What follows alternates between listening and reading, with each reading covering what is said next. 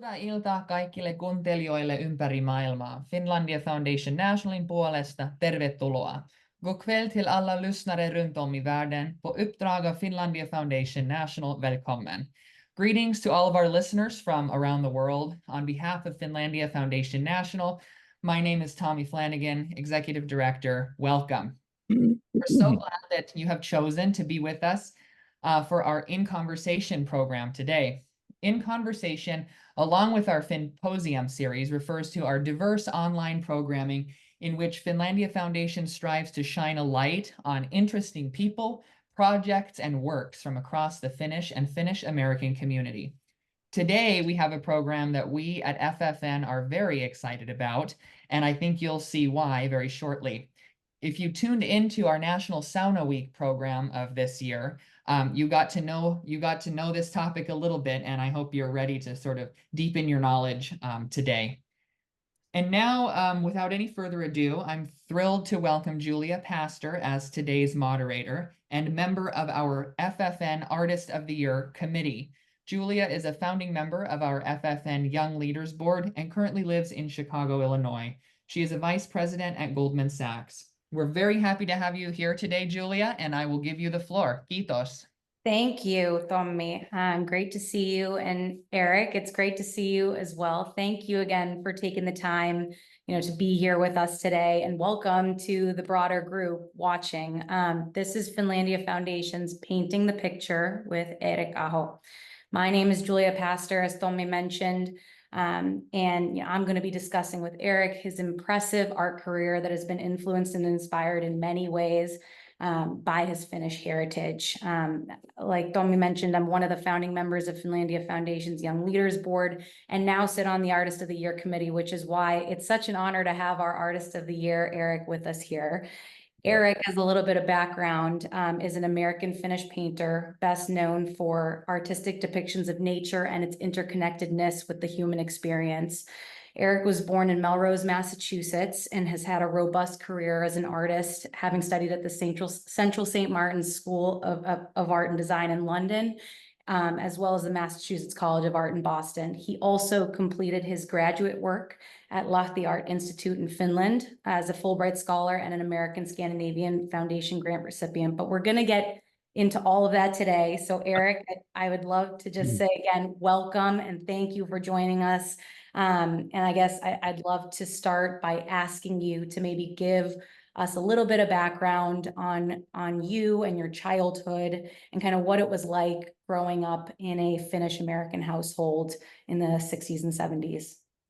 Oh, well, thanks, Julia. Thanks for having me here. And I have to thank Tommy again for his introduction. And I'm just so proud and excited to be Finlandia Foundation's Artist of the Year. So this, we've had several occasions to chat, and it's always fun to sit down and really think out loud about my painting, and also about these really important formative forces, right? Which you don't know at the time that it's what's special until in my case till it dawned on me much later.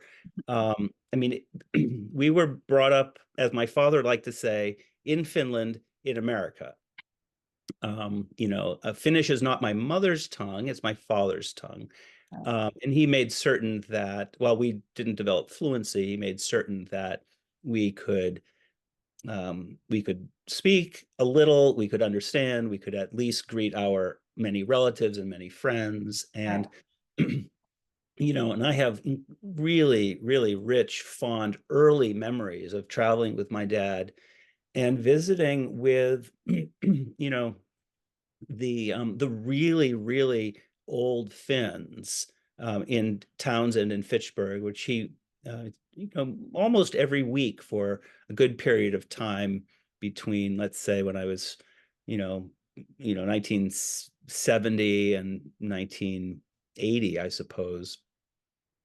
We would go for coffee and pulla and to visit and to sit. Right. And it was, these people I just realized now, very recently, they were born in the 19th century. Right. Some of the men were talking about how they were frostbitten guards in the Tsarist army, right? In fact, my son Emmett, who's 16 now, he was just figuring things out, figuring out timelines with his friends. Mhm. The grandfathers of his friends were born and served in Vietnam, and Emmett's grandfather served in World War II, and his great grandfather was in the Tsarist army as a conscript. So, we're this is a family that had children later in subsequent generations. So to that point, and it was just incredibly formative for me. So not only do I have a connection with Finland currently in a contemporary way, but I also have a very deep connection with a 19th century pastoral, I dare say peasant Finland, from which my grandparents, where my grandparents were born and then later emigrated to the States, and that was 1903.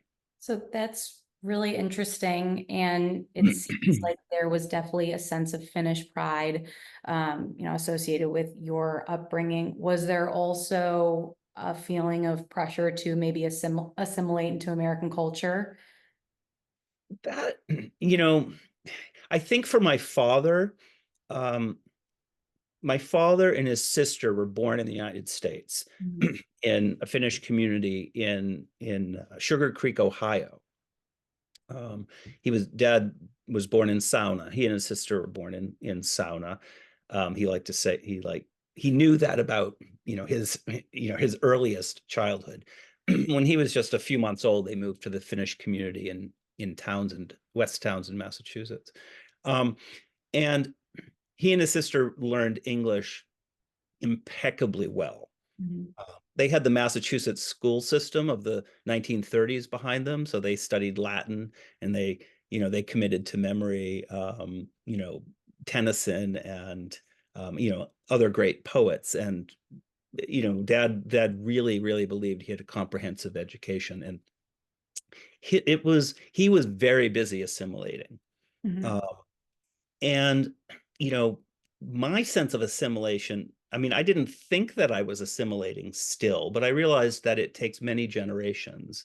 And in fact, I wondered out loud in the car not long ago with my kids, both Madeline Luley and Emmett Oxley, that maybe this 19th century immigration has finally assimilated in their generation. Right. Know? Right. Finally, I don't know. I mean, and then they'll have their own. But of course, we grew up just outside the Finnish community. We were about 40 minutes away. That was a world of difference in southern rural New Hampshire, which was more of a Franco-American community and Scotch-Irish.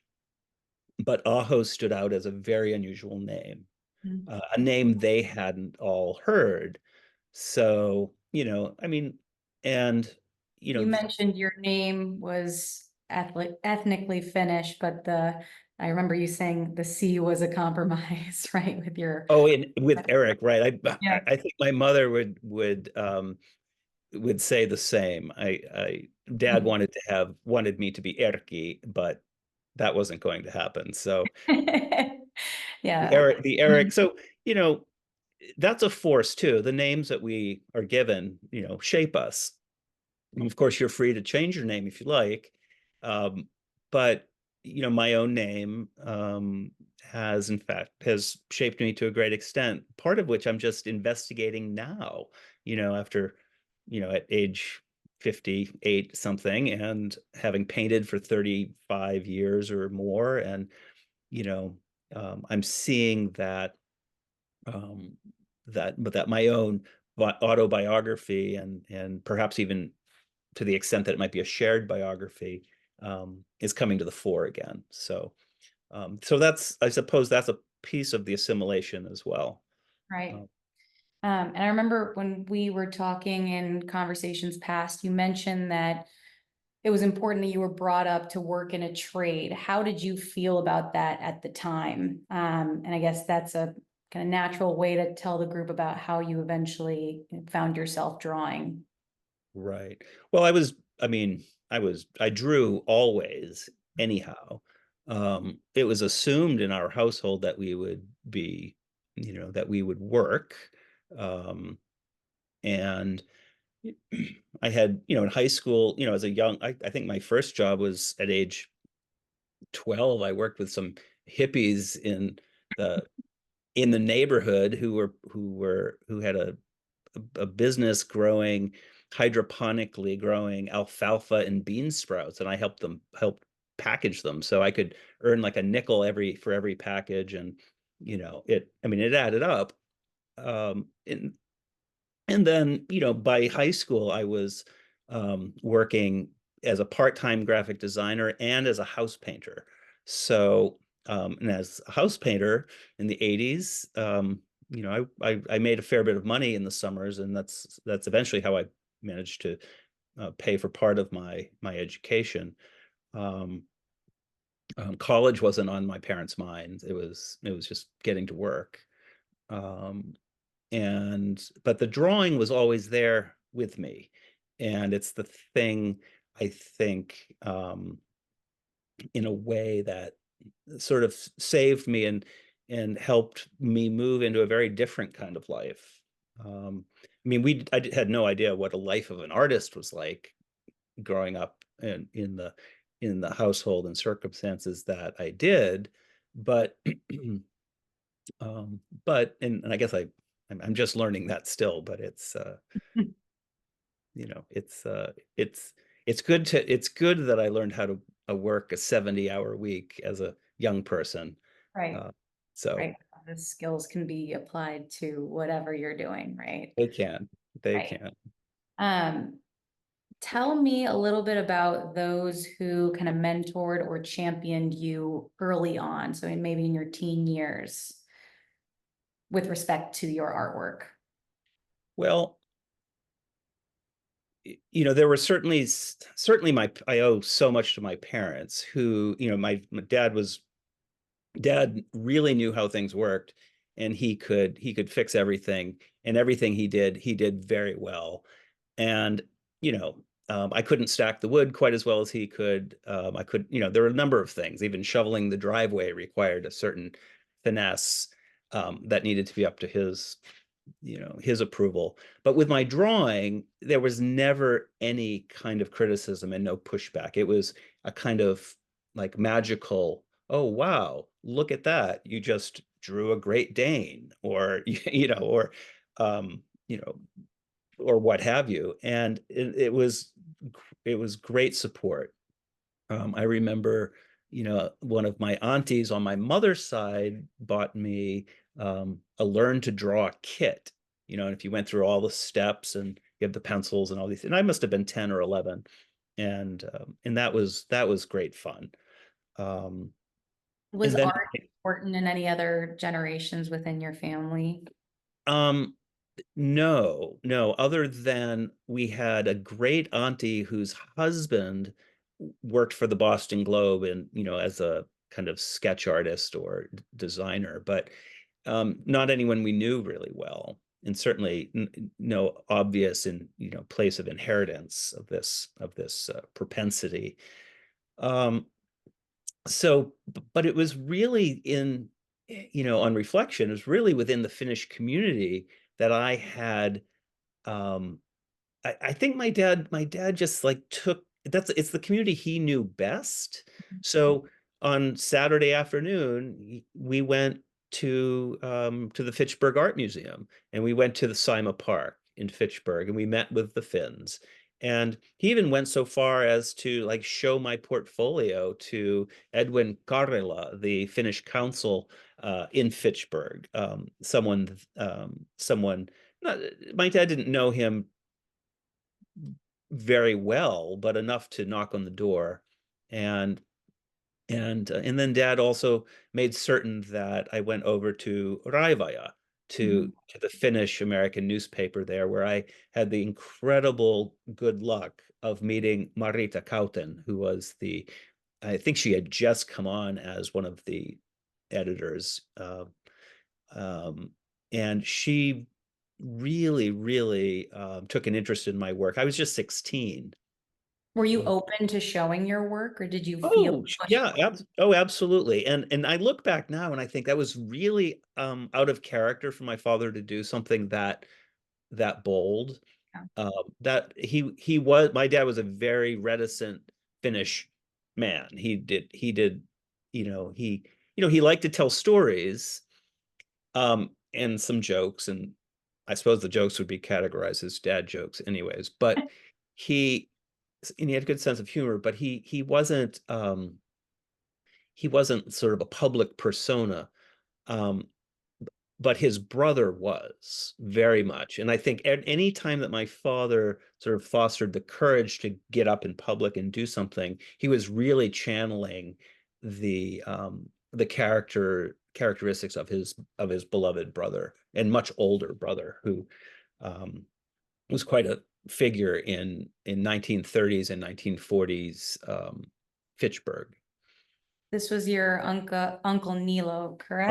Uncle Nilo, he owned professional baseball teams, a professional football team. Apparently, he ran numbers against all of these teams. He had a little bit of a gambling issue, and which I suppose is good for, it suits his colorful character.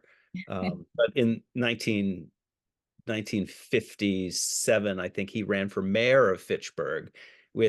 He had the support of the Finnish community, but they didn't get the full vote, so he wasn't elected. But he still, but my point is that he put himself out there, and he, Dad always said he was a very unusual Finn in that regard. Do you think you channeled him as well through all of this too, when you Well, first started showing your artwork?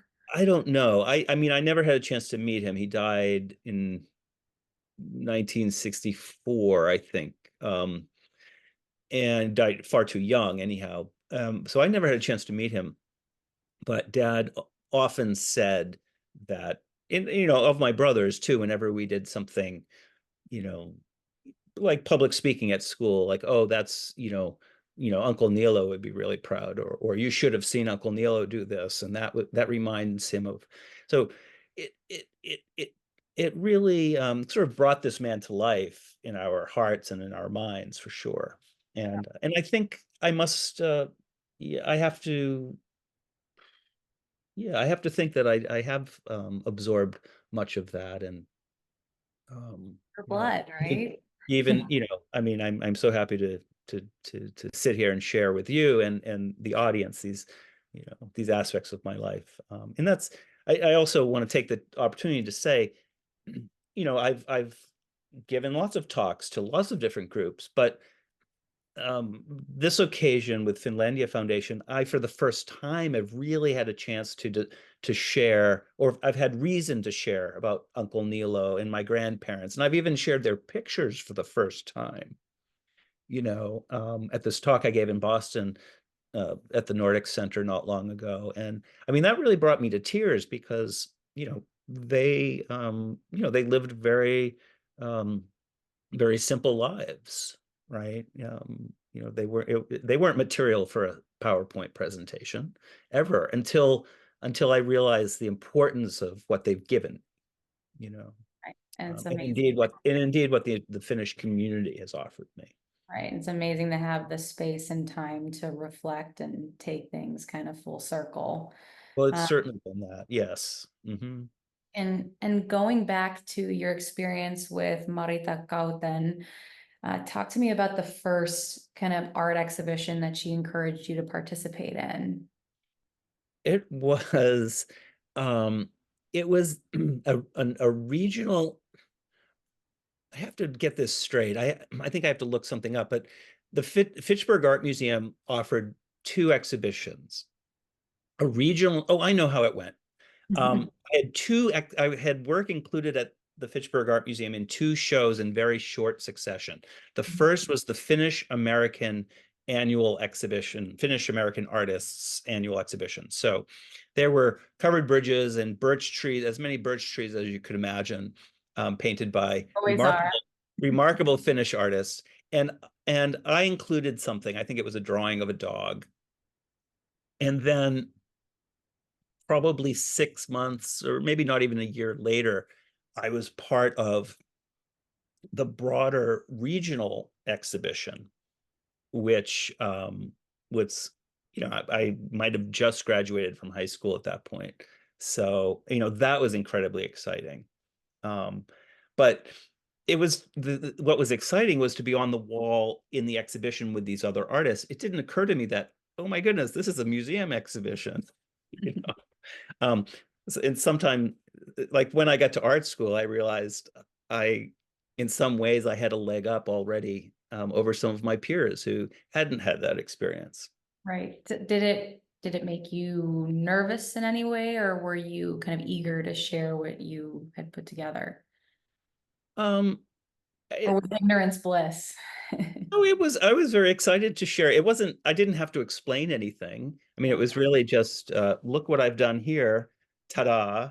And that was fine. I mean, I wish it were that easy now when pictures now, my paintings now often require a little explanation. I mean, not that they require it, but the audience sometimes, you know, is eager to have it. Right. And I'm eager to tell them, because as I said, my dad was a great storyteller. I also like to tell stories. I don't know if I have quite the same gift he had, but with a prodigious memory and great imagination. But painting in a way is storytelling, right? So there is the picture on the wall, and then there is the, let me tell you what happened let me tell you what happened on the way to the party. So Right. yeah. It's kind of interesting to think about the fact that the Finnish community was kind of there from the beginning, and maybe you Yes. didn't realize it at the time, but now kind of further along and well into your career, realizing as you reflect on the past how much it was always kind of intertwined in what you were working on. I guess going from that point into some of your education or more formal education, I'd love to hear about your time in art school and some of what you learned once you started studying in maybe a more formal fashion and what that was like. Yeah. Well, I took my experience and successes in drawing, and I enrolled at the Massachusetts College of Art in Boston. I studied printmaking. I studied printmaking because I was terrified to paint. As I realize now, I was terrified to give up the successes I had achieved and really try something new. And in the printmaking department, I could really do new things, but it was really just a further manifestation of drawing, etching, lithography, that sort of thing. And it was there that I met very influential teachers, some of whom I've stayed very close with for the entirety of my life so far. And I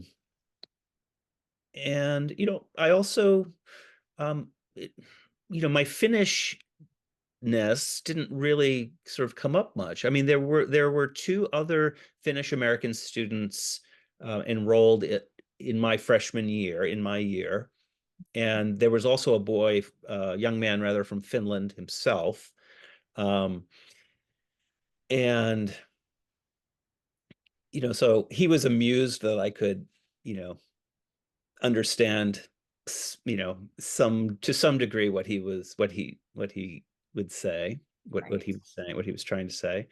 And I could swear with great fluency. He thought that was We amusing got all too. the important things. All the important things. But that piece of my life wasn't front and center at art school. And I was just writing this, but so after my undergraduate, I stayed on at the Massachusetts College of Art for a little while longer. So I wanted to participate in what became a historic exchange program with Cuba. Number of administrators and professors at the art school had fostered and established the armature of an exchange between the two countries. And of course, in the late 80s, there was there was a lot of political back and forth. Castro would say something, the US government would say something in response, the exchange would be on, then it would be off. It was, there was a back and forth sort of thing. Finally, I managed to participate in this as a graduate student. And so I and another student were the first in 30 years to set foot in Havana on an official exchange between the United States and Cuba. And I thought this was extraordinary even then. I was just acting out the visions of brilliant people who put this together, but it felt like being part of something. And the very first night I'm in Havana, where we go out to dinner and there's, Cuban food and drinking and dancing, and guess who's sitting right at the table next to us, but a group of visiting Finnish artists, right? No kidding. Right. So they're all talking in Finnish. I was trying to move from Spanish to bad Finnish, but I interjected. I couldn't help myself. And we became fast, lifelong friends. And they said, why on earth are you here and not in Finland? We have to get you to Finland. And they really put the bug in my head that going back to the old country was really something feasible, something I could do. Of course, we continued to see each other during the few months we were in Havana, and that was an incredible experience. But to think that this sort of global exchange began in Havana, Cuba, and then took me to Havana to Helsinki. What was that group doing there, by the way? Well, they were a group of visiting ceramic artists, sculptors, and traditional potters who had been invited to help the Cuban government establish an export market for ceramics, and kind of Itala Arabia inspired production. So they were hosted well. They had fabulous studios. They were making their sculpture and throwing pots, and then also, doing what they had come there to do.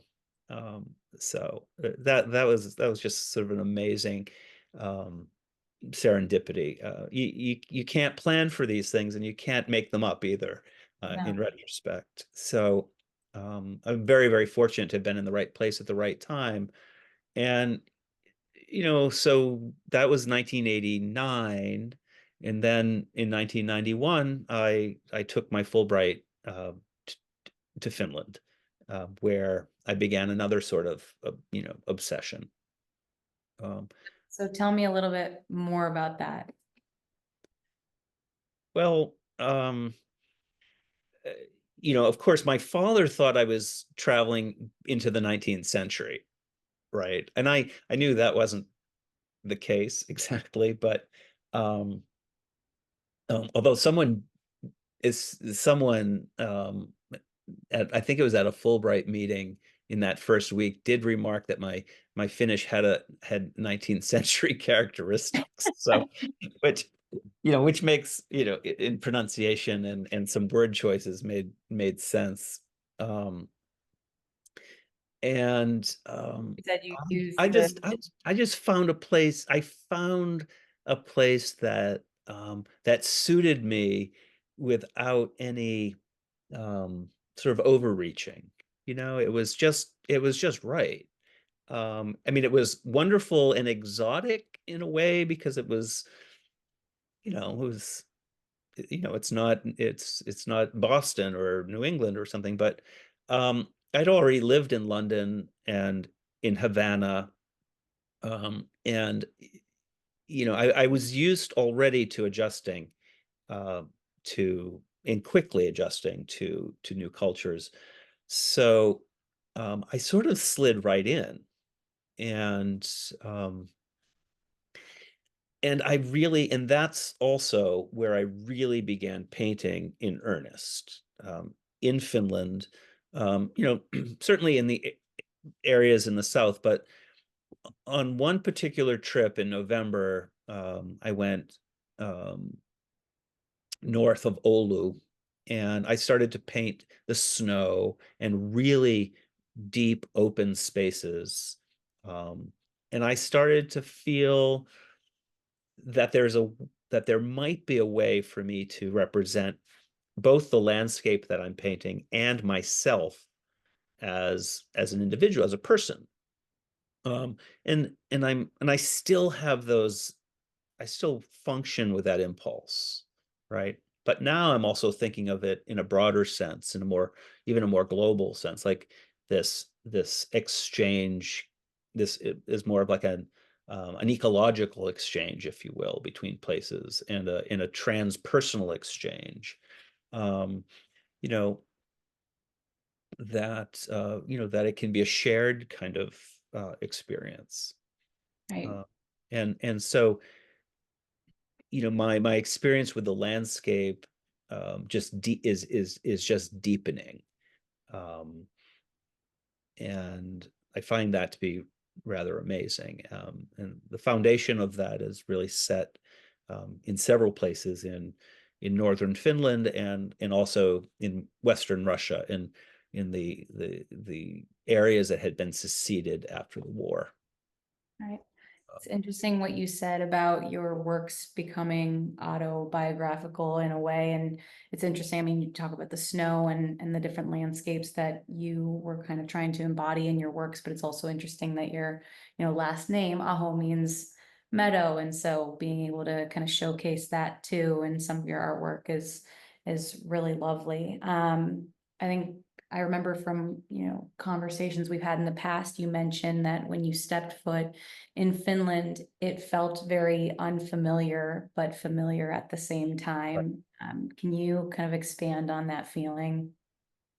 Because I think a lot of second generation Finns in America, and really any second generationers in America, irrespective of heritage, can relate to this. Can you talk to me a little bit more about what you meant by that? Well, it was unfamiliar because just systems function differently. The buses, the post office, the banks. Like, I was surprised to learn no one writes a check, right? I mean, you have to transfer your accounts from one. You just give someone your account number, and then they'll pay you what they owe. I found this really, just foreign, frankly. And I wonder why we don't do all of this. But it was familiar in that,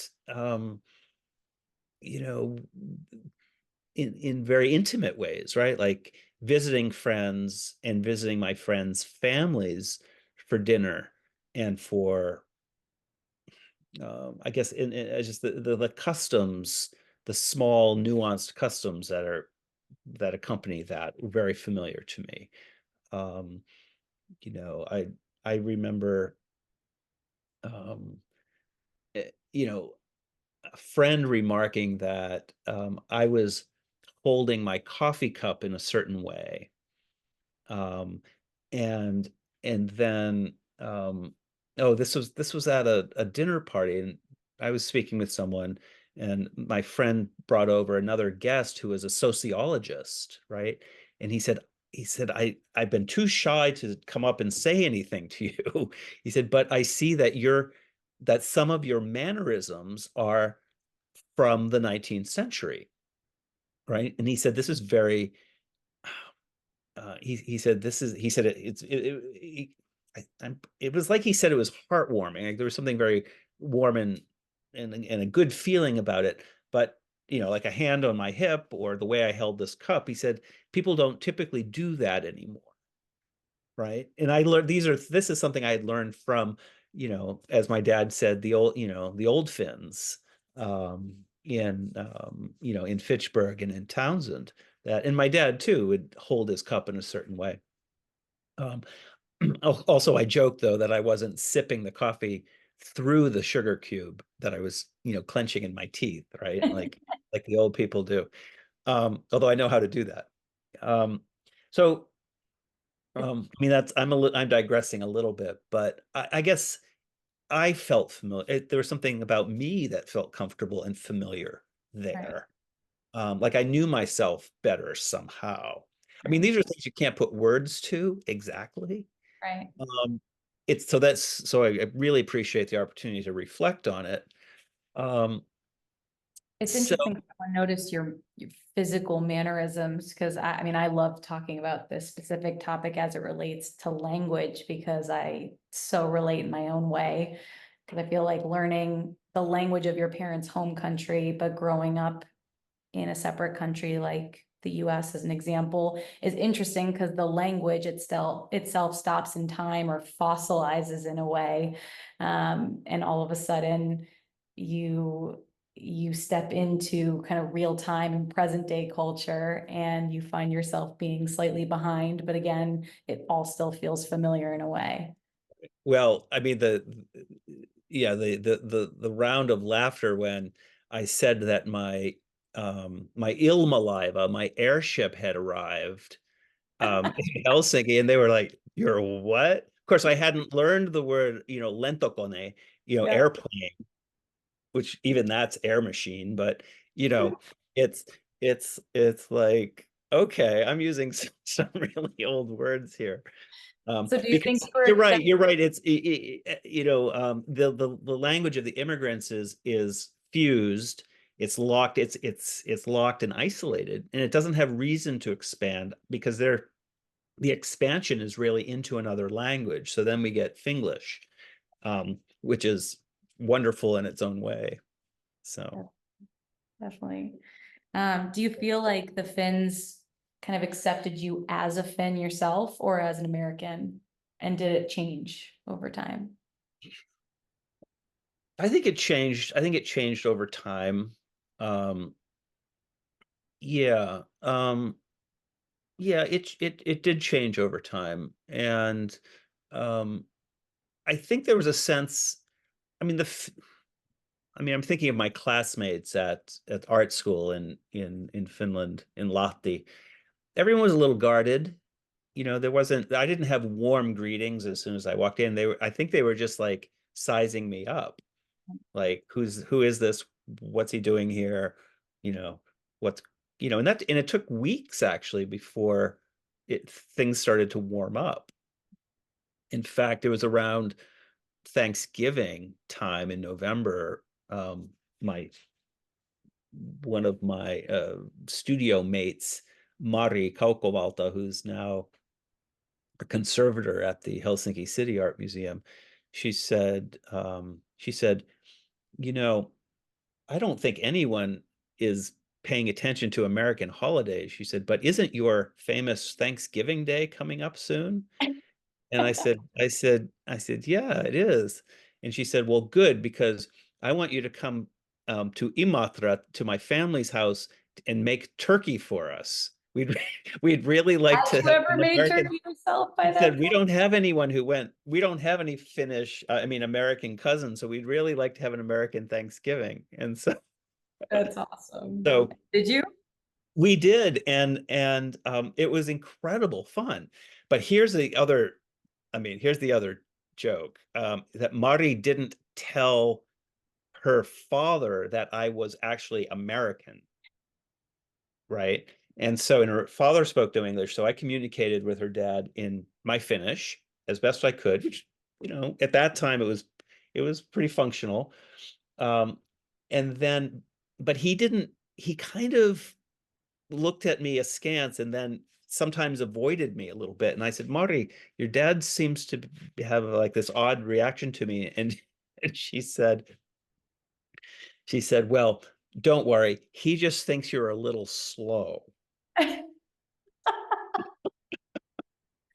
I'm And so, I'm you know, laughing because I can and picture I it. thought, I said, you know what? I said, that is the best, that is just the best reaction ever. So, yeah, Awesome. so I felt totally welcomed. And then I could joke with her dad a little bit later in the evening too. So, Right. That's so really so this is to say that it took a while for the Finns, my peers actually in my orbit, to really warm up right. and and invite me into their lives. Right. Because because they don't do it lightly. Definitely not, but it feels special when the relationship is earned in a way. At least that's my Yeah. opinion. It's very different from, relationships here in the States.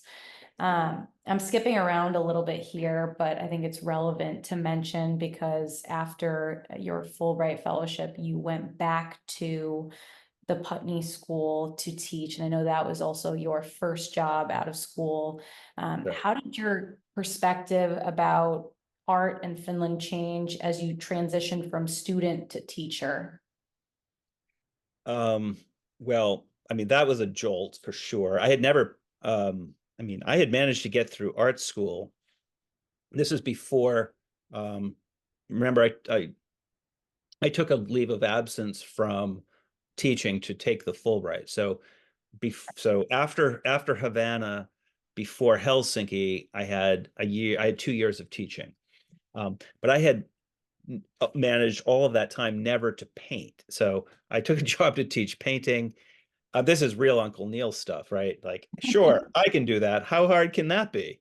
Just, well, I knew the teaching was going to be hard, but like painting, how hard can that be? So I showed up early in the summer and I got right to work. And then my students arrived in September, and that was just a fabulous, wonderful experience.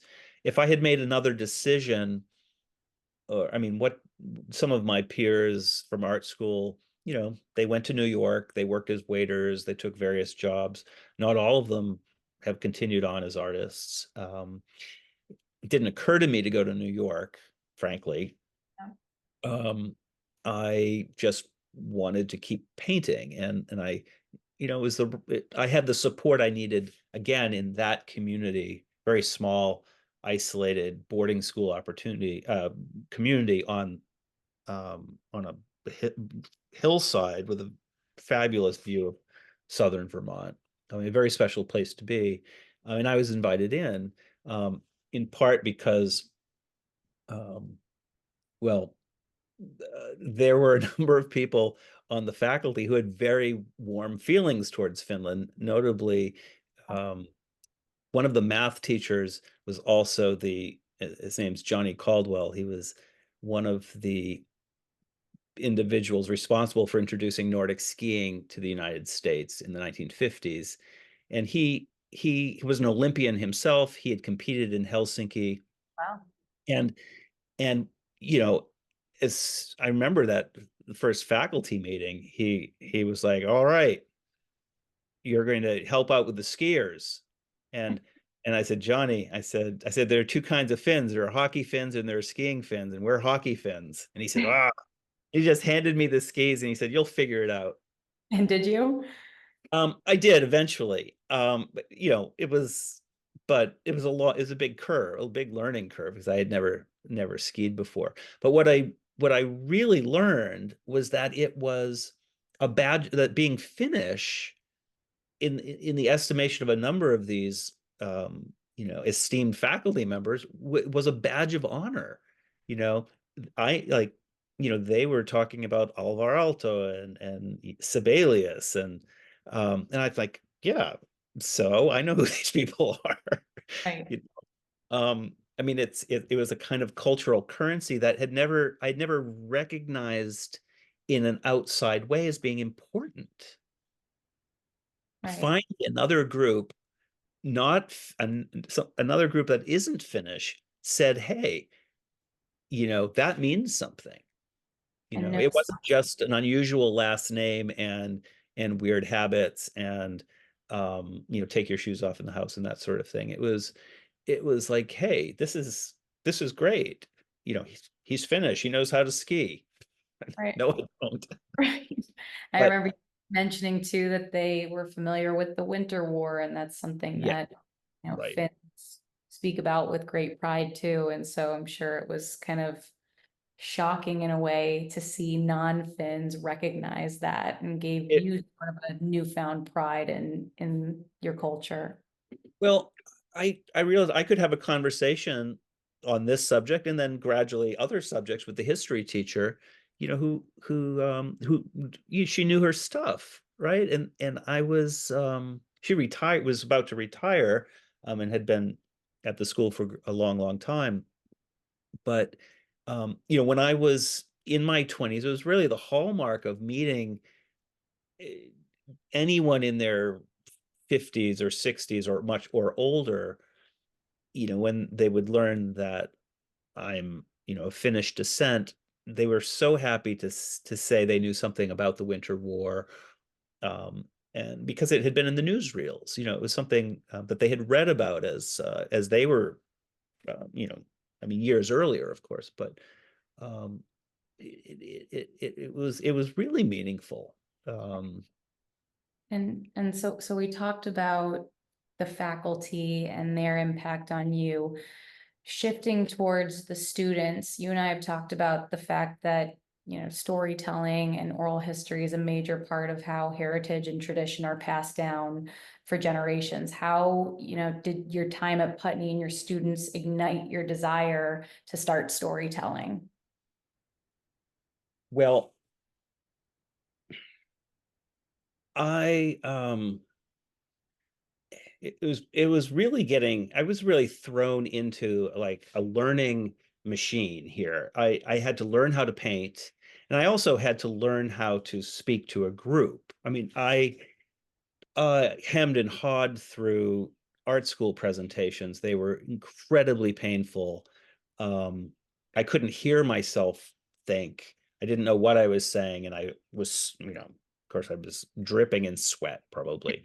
I was incredibly nervous, and you know, it was like, oh, you'll do better next time. These are hard to do. You know, that was the kind of feedback, and so, you know, I had to greet my students. I had to talk to them about, you know, very practical matters of like, how do you get the paint on the canvas, but then also really important matters of, you know, you know, of why should we look at Rembrandt and you know, the play of light and dark, the chiaroscuro against objects, and you know, things that are, you know, fundamentally observed, but also then open up a philosophical discussion, frankly, about life, right? And you do this through storytelling, and so, you know, I mean, it just kind of expanded as my experience expanded, but never as quickly as standing in front of the entire assembled school body to present on a subject, on my work, with my students sort of catcalling from the back, you know, trying to throw me off. I mean, I learned some really, really important skills there. Like, you know, keep it conversational, keep it real, keep it flowing. Like with slide talks, you know, never more than 30, you know, have things to say with each image, you know, things that I use today all the time, just little, just I mean, really, um, you know, survival mechanisms for being on stage, but also to get the point across, right? And to think about the assimilation again. I mean, one of the things that that concerned my father greatly, and also concerned me too, was being misunderstood. For him, it was being misunderstood because of language and culture, and for me, it was something else. It was like I was trying to find a way to express my ideas and express myself through a very different language of painting. Um, so I, I don't want to be misunderstood. I want to sort of get to the point as clearly as I can, but often the way that comes to mind is really through a narrative. you know. Right. So I often rely on that, and I learned how to do much of that at the Putney School in And those first years. right. And then, and on a more personal note too, I think I remember you talking to me about sitting around a campfire with your students and telling stories from that your father once told you. Can you tell me a little bit more about that too? Well, so, oh, I'm glad that you remembered that. We had so many diversions in our Great. conversation. Yes. Um, so, we didn't have a household full of books, but Dad told us stories, and he told the stories were really compounded. I mean, they were partly from the Kalevala, the Finnish national epic. They were partly from his childhood during the Great Depression. There was always some kind of action and heroics, and then not so much of a moral tale, but a stick with itness, right, and a bravery aspect, right. So, but they were real enough, but had they featured a talking horse, which probably wasn't much unlike Mr. Ed, but um, there was always there was always something to overcome, right? And I remember those stories, and I can tell them. In fact, I've told them all to my children, but um, um, I've also added to them. I haven't added to them with my own perspective, right? I mean, partly because there's something archetypal about a child, a childhood during the Great Depression. The tire swing, the farm. The really, a very, very small farmhouse with 4, 5 people living in it, and the animals and the duties, and I couldn't top it with my own. But I added as I learned more about the family history, I added elements, I added characters, um, and I found that I was able to do that too for my own students. So we sat around the campfire, and I told them soup to nuts. One of these stories, I told them the Erkki and the Devil story, and then I told them about the mining disaster in Sugar Creek, Ohio. The horse has to go down and save all the miner. I mean, we had several nights around the campfire. So, and these were high school kids and they were all interested. Right. It was I mean, I can see it. I can see it before me now. I mean, it's really, really a special thing. Um, and I have had a chance to tell those stories to my kids as they were little, whether or not um, they know them as deeply as I did. I don't know. But that time will come, I suppose. Pretty amazing for it to have been received the way it was at the time, and that you get to continue to pass that down, and eventually maybe your kids tell a version of the story that's very much their own, and that in a way Exactly. is so relevant and important. Exactly. Right. Um, and the idea that the story that I mean, it's art, I mean, I can look at it through one lens and say, well, my dad made this story up because he had to put these boys to bed. I mean, my mom did, you know, more than her fair share of the work around the house, but Dad often put us to bed. And that's how I remember that. So, you know, and he wasn't reaching for a story book. So in a way, what he was reaching for was art. He was reaching for, how do I craft something from my own experience to share with this, well, very small audience, but still, how do I make it interesting? How do I make it engaging? And and um, and it was full of detail. That's the other thing. And the detail was really, experienced at his own hands. The farm life and hard. I mean, it was to be fair, a pretty hard scrabble life. So Do you reflect on any of those stories in any of your artwork today? No, no, there is one story that it's not so much a story as it is an anecdote that was told in a cautionary tale and told in shame. But he had set a hayfield on fire accidentally, a hayfield that was about to be harvested.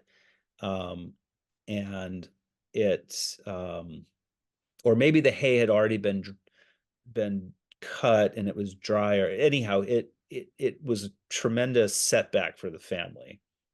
Because he was, I don't know, 12 and playing with matches to see what would happen. So that was, he didn't fashion that into a larger narrative, but I've sort of kept that in the back of my head as something amazing. But the thing that he did, another element that he did tell us frequently was about his experience as a young boy working the frozen lakes in the winter, harvesting ice with the other Finns. This was on Lake Potanapo in Brookline, New Hampshire. He started around age 10 and worked until 18 or 19 or so, harvesting ice. And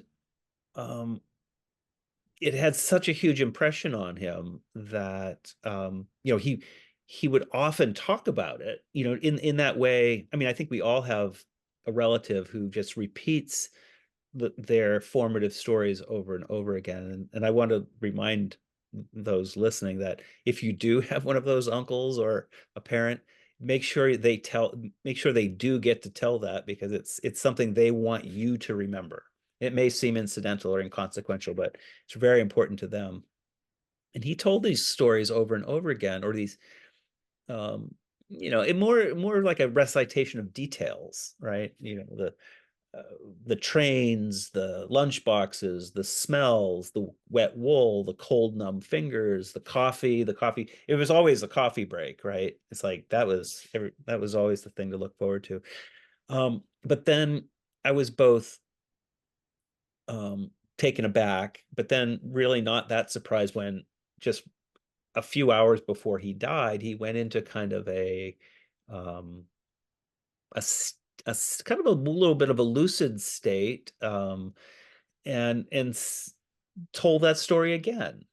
Like, did I ever tell you about, that was like, that's one of his favorite ways to set things up was, did I ever tell you about the time when, of course, he knew that he had, but you better listen again anyways. And so he went on to tell about, the trains and loading the ice and cutting the holes and and then and then he passed away, and that's the image that was left for me. Right. And then years later, I had the good fortune of being able to build a sauna of my own, and I could cut that hole in the ice using many of the same tools, some of which he had collected, some of which he had retained from his youth, and then some that I've acquired to make an entire. I mean, I can outfit an entire ice harvesting operation. And but it took a while. So when I cut the ice, I could connect to him that way and connect to, the past. But some years later, after doing it for quite a while, I realized, oh my goodness, this is something that I can also paint. Right. Right. And it did not occur to me right away. It took I don't know, almost 10 years of doing it before it really like dawned on me. And in a way it was about seeing this familiar thing in a new and different way all of a sudden. Did painting the image kind of change how you remembered it in your mind or alter your feelings towards that story? what it did was it brought, like I said, his narrative about the ice harvesting wasn't so much a beginning, middle, and end story narrative. It was more poetry in a way. It was just a list of images. Right. And oh, and this, oh, and this. Things that, were really formative for this boy. And somehow the painting, well, certainly the action of cutting the ice and then painting it brought that collection of images together into one place. Right. For me. And so that, that very minimalist black hole in the ice sort of contains all of that, right? So the hole in the ice is, it becomes a container for all of that. And it's also something that Finnish people recognize it immediately. Absolutely. But it's also taken on a meaning outside of that, right? It has, it's certainly, the ice industry is something that, some Finns participated in it, but it had global implications. It brought New England ice to Louisiana and to Havana, ironically. So and that's what I'm interested in right now. So it's taking on yet another,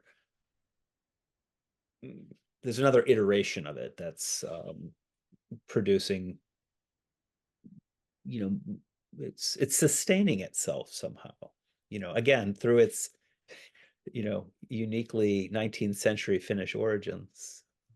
And that just amazes me. Right.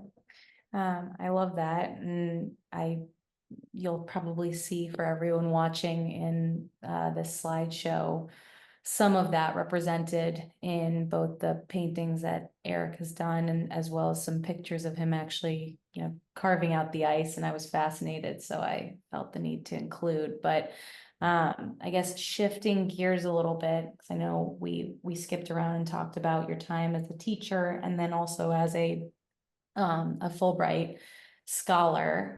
I know when you turned 30, that's when you decided to quit your job and become a full-time artist. How did you feel to make that decision? And was it scary to kind of be unattached to an institution for the first time? It was,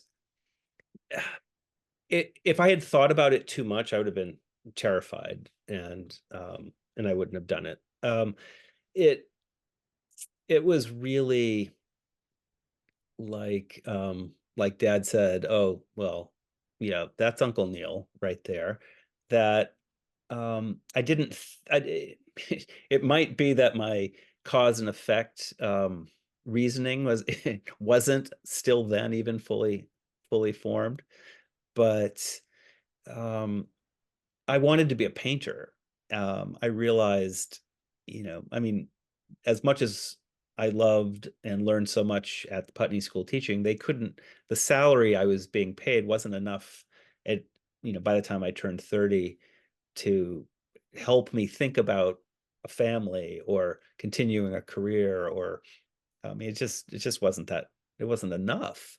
And so, I've never looked at painting as a way to make money. It's not something one does. You can't, it just doesn't work like that.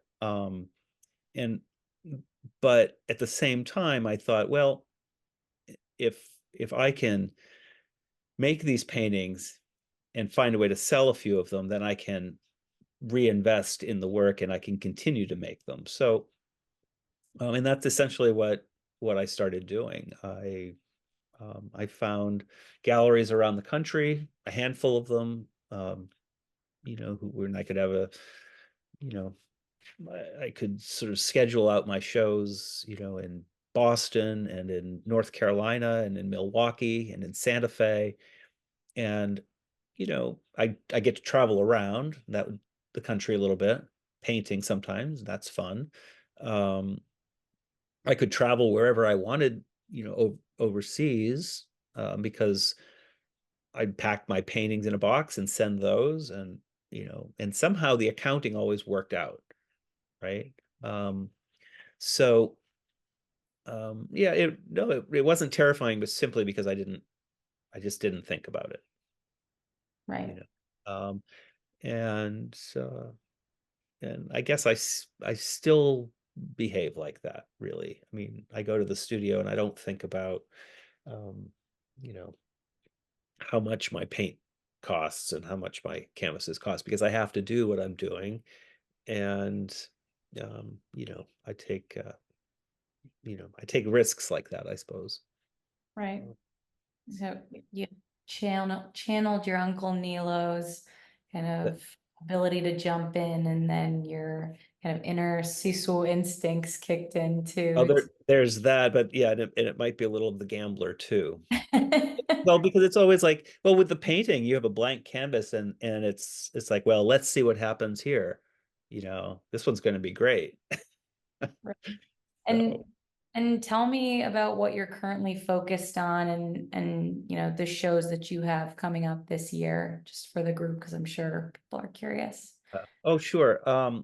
I have a show in New York in October at DC Moore Gallery, whom I've worked with since 2009. I think this might be my 10th show with them. I'm not sure.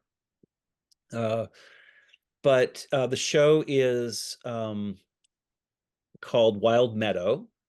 And it focuses on the life of a field, of one meadow, and it's a I'm well, I was really excited for a while because I thought I had coined a word that really applied to what I was doing, and the word is topobiography. Right. That the topobiography is that the landscape would essentially shape our story. Right.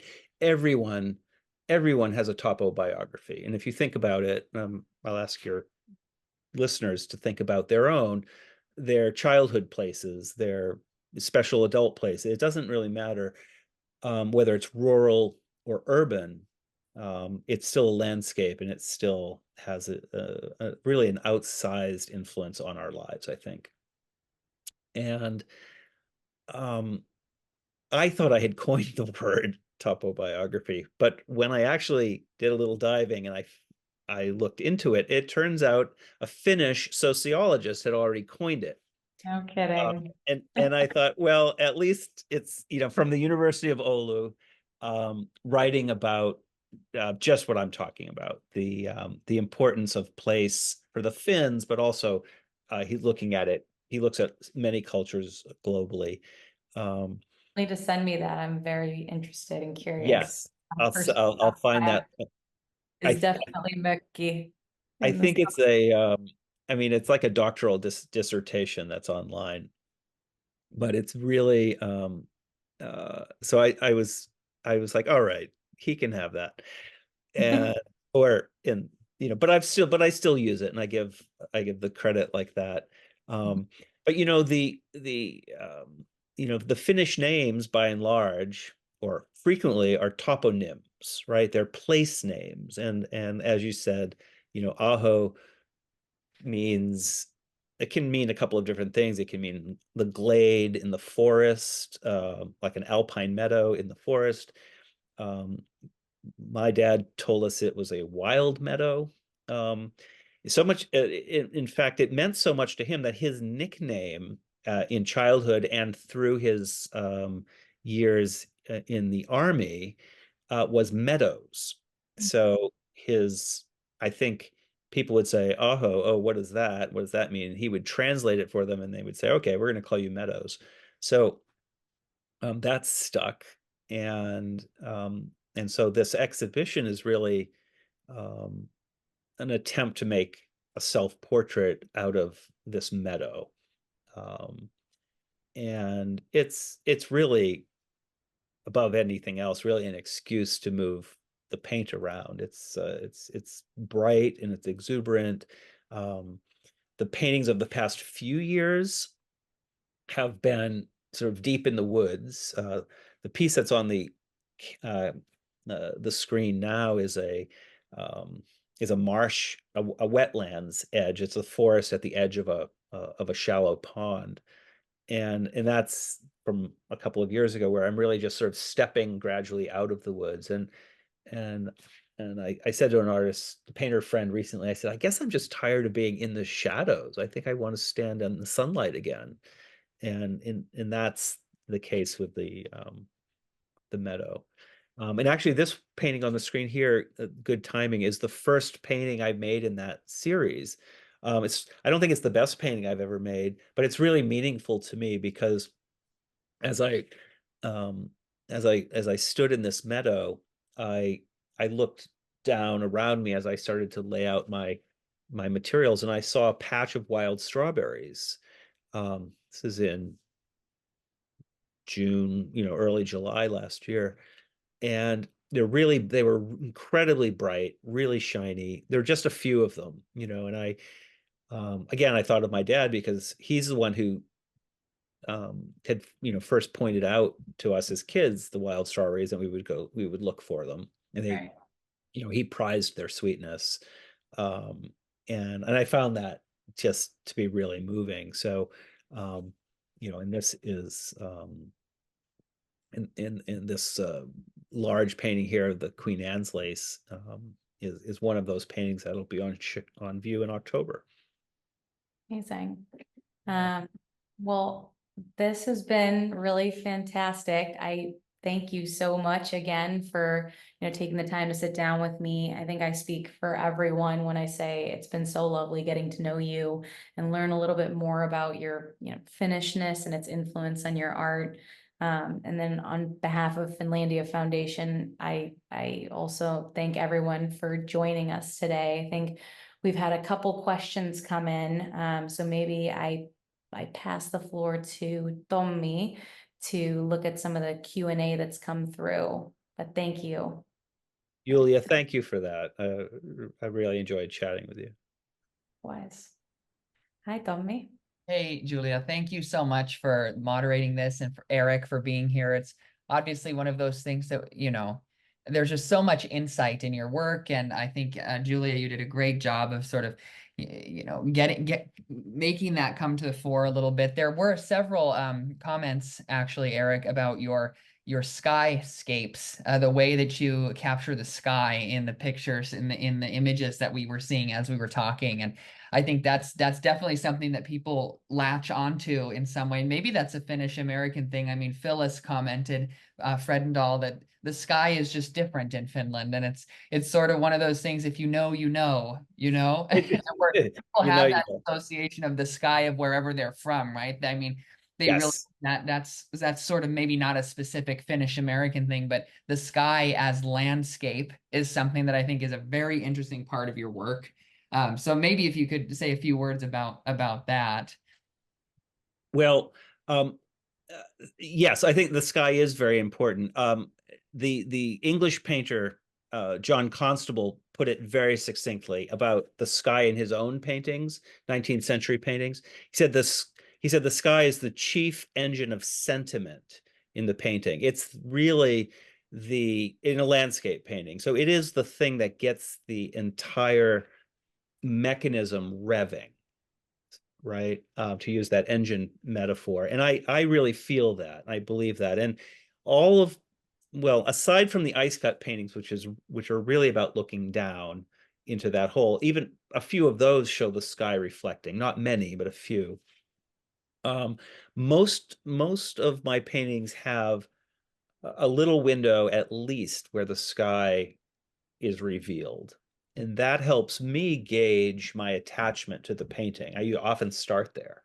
And if the sky is rendered in a way that I find believable, tangible and believable, then the rest of the painting can exist in an abstraction, in an exuberant abstraction, and still find its place in relation to that piece of reality. And to the point of the question, I've started painting skies again, in a different way. They're smaller, and they're they're small, they're 11 by 14 inches, so daily paintings of the sky, Mhm. in my studio, or daily when the clouds are interesting enough to look at. And I haven't really invested that much energy in the sky since all this time in Finland. And I have to give Ireland a little credit for it too, because I've spent a fair amount of time there, and of Yeah. course, skies there are famous. So, No, but it you're absolutely right. I have to put a plug for my home state of Montana, which is the yes, big sky country, right? So exactly. it's always a topic. I mean, in art and just life there too. But I like the one that we're seeing right now, even, Right. right? I mean, the proportion that you have of sky, and I think people have been in the Nordic countries, like this type of sky means sort of something, right? You're like, oh, we know those days, right? And it's actually more of that than you actually see of the land part of this. So I mean, I just think that's such a fascinating piece that comes out in a lot of your work that we've seen today. The other one I'll comment on real quick, and then I think we will have to end here. We've already used more time than allotted, but it's good. People are still tuned in and listening, Eric. So that's a great sign. But the connections with FinFest that sort of came up several times. I mean, the T-shirt that brother was wearing, FinFest Yes, 1984, and then the FinFest Gallery Exhibit 91, I think it said on the screen. right. And there's a question actually in here from Norman Ford about, do you think that if still art has a place in, like, same place as lectures and musical performance, large group settings, like FinFest, what role does that play? I mean, just sort of thinking about that. And I just want to, about the sort of Finnish American connection to all of this, right? You can see that even in the pictures of your family and in the pictures of your work, the connections to FinFest, the fact that you're Finlandia Foundation National's first artist of the year. I mean, you're Fulbright, for example. We're having a Fulbright collaboration for their 75th year this year in Connecticut. And you've sort of embodied a lot of the institutions in a lot of ways of the Finnish American connection, and we saw that here today and heard that in your stories. Well, yes, that's true, Tommy. It's, I mean, I tell my students and I tell other artists and anyone who's interested, an artist, a painter, an artist cannot do what we do alone, right? It really requires support. It requires a community, and it requires the investment of that community. Mm. And the investment it's broad. It means showing up at an exhibition and looking at the work. I mean, there are people who buy and collect the paintings too, and that's important. But it's really it can't be done alone. And as I was as Julia was so good to bring out, that this is it really began in the Finnish community. My father made a point of making that so. Mm. Uh, and I'm forever grateful to that expression. Uh, Well, that's a fantastic note to end on, in some ways coming full circle to where we began in this conversation. So again, I want to thank you so much and remind everyone that this is going to be available on our YouTube for people to watch afterwards. So send it to a friend, send it to family members, to other people who would be interested. Julia, Erik, kiitos teille. Tack ska ni ha. It was a great evening with you all, and I look forward to much more. And I wish everyone who joined in also a fantastic evening wherever you are. And until next time. all right. No, kiitos Tommy, kiitos Julia, ja Kiitos hyvää iltaa jatkoa. Kiitos samoin. Kiitos Heippa. kaikille. Hejdå.